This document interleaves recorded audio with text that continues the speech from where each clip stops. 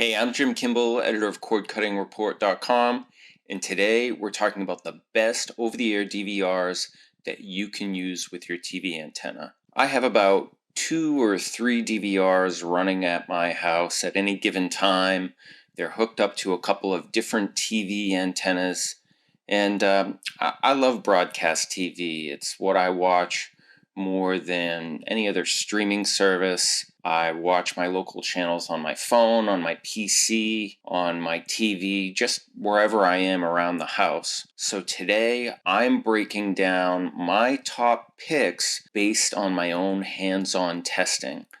This is not a sponsored video. It's based on my own months of usage, but if you do use any of the links below, those are affiliate links. That means I may receive a small commission at no cost to you, and that helps me with my year-round research and reviews that I do both on YouTube and at the website CordCuttingReport.com. Okay, let's dive right in. So my top pick for best overall over-the-air DVR right now is the Tablo 4th generation OTA DVR. This was released in 2023, and one of the key things that makes it the best overall pick is that I think it's really just a plug-and-play device that almost anybody could use. You don't have to be very tech-savvy. You can simply plug your antenna in the back of the DVR, do a channel scan on the Tablo app, and you're pretty much ready to go. A few of the other great features on this is the granular search features. Tablos have always had great menus where you could quickly find what you want by genre, whether it's comedies or sitcoms. But now you'll notice within the menu, you can get even more specific when it comes to your interests and different TV programs. So for example, when I was testing this out, I found a couple of concerts on PBS that I was really interested in. Of course, I always record Austin City Limits every week. There were a lot more TV programs that I just wouldn't have been aware of otherwise. So there's 2 different versions of the Tablo now. There's the 2-tuner unit, which means you can record one program while watching live TV. And then there's a 4-tuner unit where you can record up to 4 programs at once or watch live TV and record 3 programs. Both units have 128 gigabytes for internal storage. You can also add an external hard drive up to 8 terabytes. And there is a slight difference in recording quality. If you use the internal storage, you won't get the native MPEG-2 format. So if you're a videophile like me, who's a real stickler for picture resolution, you probably want to use the external hard drive. Live TV is shown in native MPEG-2, so if you really want that crisp reception that you get from over-the-air, you will see that when you're watching live TV. One of the big wins for consumers is that the Tablo now has no subscription fees whatsoever. So you simply buy the device once and you can record and get guide data without any subscription fee whatsoever. Now you can use any TV antenna you want with the Tablo. The company also sells a combination unit. I was using an outdoor TV antenna because I'm in a market where I can get a lot more channels by having an antenna on my roof. This device runs off the new Tablo app, so if you're already familiar with how Tablos operate, you'll recognize some of the genre-based searches that you can do, but it has a much more fresh and polished look now. Another real forward-thinking feature on this is that they have 40 free ad-supported television streaming channels, also known as FAST channels, and these channels are integrated into your over-the-air menu down at the bottom. I didn't find anything super compelling to watch for me personally,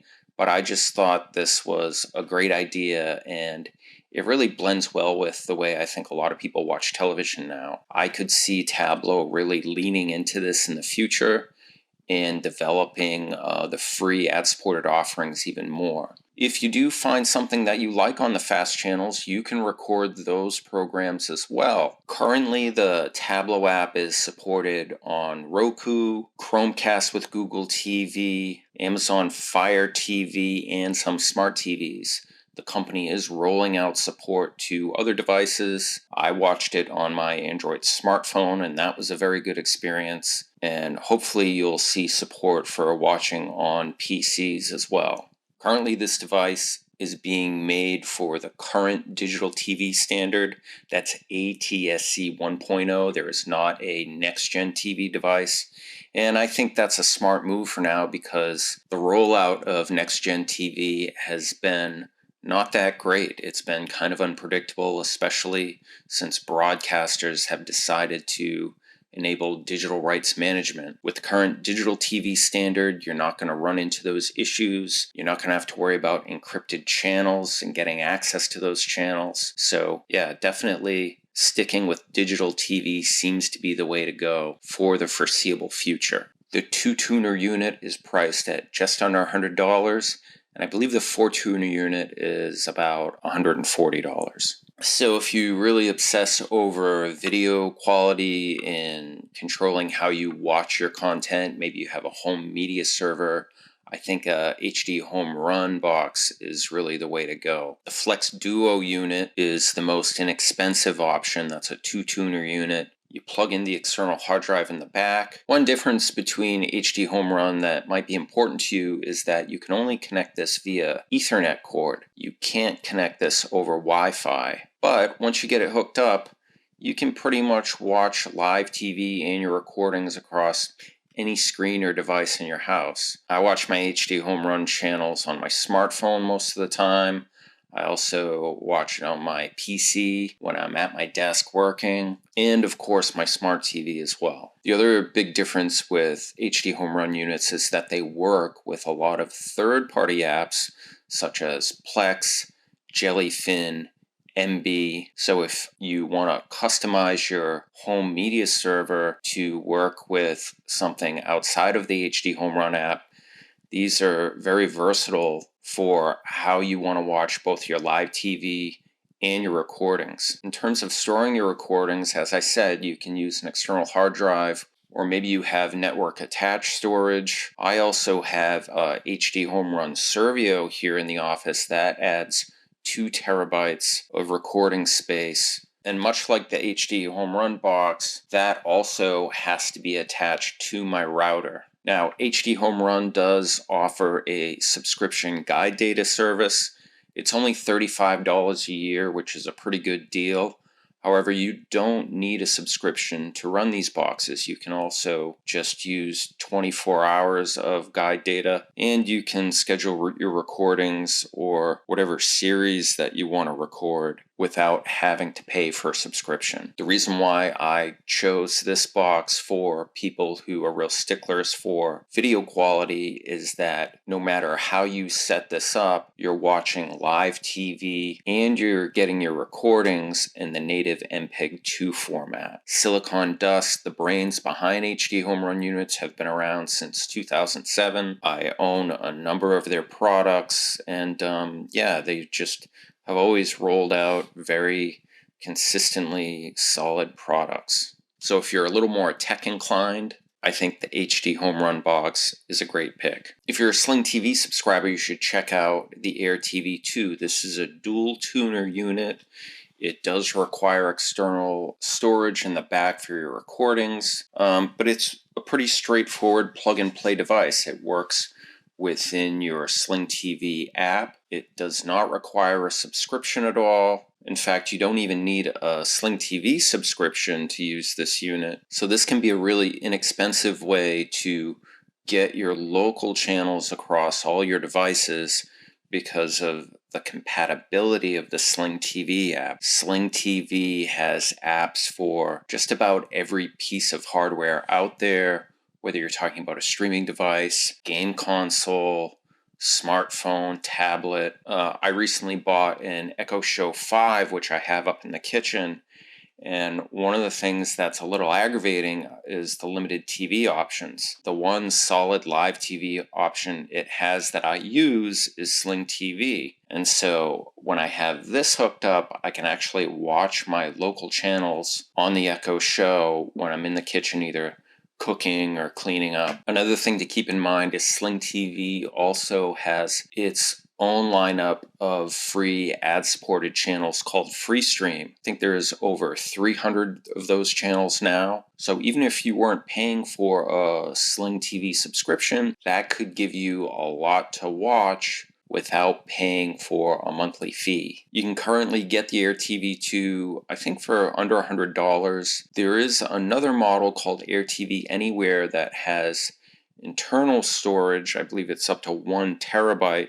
That's slightly more expensive. I haven't tested out that unit, but I think this is a great budget pick, especially if you sometimes subscribe to Sling TV. I wanted to cover a USB TV tuner option. I think the Hauppauge WinTV-dualHD is a great little option. It's a 2-tuner unit.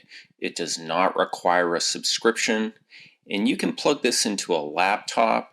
This also works with NVIDIA Shield and Plex. I started using one of these units a few years ago with an old laptop I had, and I was really impressed with the picture quality and the simple interface. If you do use this with a PC, this comes with its own software. You currently have to download it from the Hauppauge website, but it's very simple to use. In the box, you get a few other items. You have this very simple remote control. It has just a numerical keypad, buttons for volume, play, stop, rewind. Also in the box, you have a USB extension cord. Now, this also comes with a small TV antenna. This isn't something that I would personally use to get over-the-air channels. You usually need something much more substantial. However, it is in the box. Depending on how you're using this, I suggest using a quality indoor TV antenna or an outdoor TV antenna, depending on what you're doing. But all in all, this is a pretty inexpensive setup. It's cheaper than the Tablo or HDHomeRun, and it might be just what you need to watch and record your favorite shows. Despite what I said earlier about next-gen TV, I did want to include an option for people in this roundup in case they were super excited about trying out the new broadcast format. I think if you're going to dive into it, the Zapperbox M1 is probably your best bet. I've been using this for a few months now. It has nice picture resolution. The menu and interface are very easy to use. You can see your next-gen TV channels are signified by the little blue rainbow that is in the menu. You can watch live TV and channel surf at the same time. That's an option I really like. The one big difference from these units compared to the Tablo and the HDHomeRun is that as of right now, this unit only works with the TV you plug it into. In the back of the box, there is a HDMI port, and that's the port that you use to connect to the TV. Zapperbox may connect to other units in the near future, but as of right now, it's simply a 1 TV unit. Zapperbox currently has DRM support for most TV markets in the US. Where I live in Boston, there's still some issues that they're working out, so I currently don't have access to every channel that's encrypted. I'm told that's going to change very soon, but the overall experience with this is pretty good. One of the things I didn't like with the next-gen TV channels is that they're kind of slow to load. And frankly, right now, the highest picture resolution you're going to see on a next-gen TV channel is around 1080p. Nobody that I know of is broadcasting in 4K resolution. The DVR for the Zapperbox does require a subscription. It just came out of beta. I haven't done a lot of testing with the DVR capabilities yet. I plan to do so very soon. I just wanted to mention this box in the roundup in case you were looking for a next-gen TV device. As with all the DVRs that you've heard about today, you can take a deeper dive into the reviews at cordcuttingreport.com. I hope you'll come check out the website, and be sure to sign up for my weekly newsletter where I provide free tech tips, streaming deals, and I have some recommendations for new shows and streaming services to watch. Thanks so much for watching the video, and I'll see you next time.